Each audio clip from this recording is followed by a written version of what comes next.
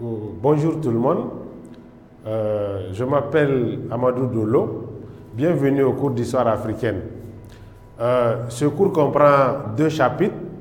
Le chapitre 1 s'intitule Les méthodes de collecte des données de la tradition orale. Le second, les méthodes d'exploitation de la tradition orale.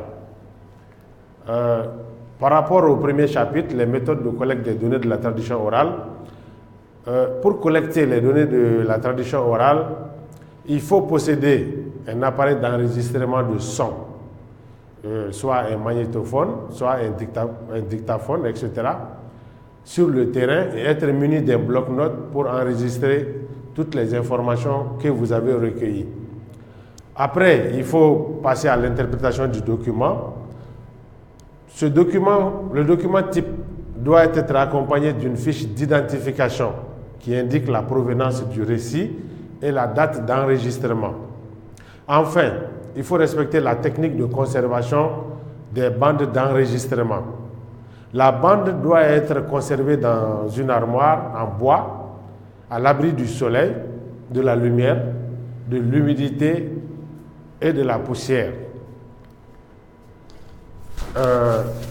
Les méthodes d'exploitation de la tradition orale, ça c'est le 2e chapitre. Dans ce chapitre, puisque de nos jours, aucun travail sérieux sur l'histoire de l'Afrique ne peut se faire sans le concours de la tradition orale, aujourd'hui, selon les conclusions de Jean Vanzina et le colloque de Niamey en 1967, la tradition orale doit être transmise dans la langue de l'enquête. Il faut que le contact soit direct entre l'enquêteur et l'enquêté.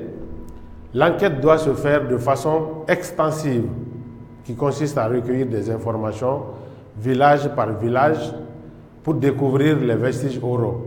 Ces vestiges oraux sont des contes, des chants ou soit des devinettes, dignes d'intérêt et aussi en interrogeant beaucoup de personnes. Ces personnes sont généralement des vieillards, les notabilités, etc. Enfin, l'enquête sur le terrain exige une bonne connaissance du milieu, de la culture et de la langue du lieu. Il faut recourir aux autres disciplines de l'histoire, qui sont la linguistique, l'ethnologie, l'anthropologie, etc. Bref, on doit faire recours à toutes les disciplines pouvant aider l'histoire à découvrir ou reconstituer la vérité.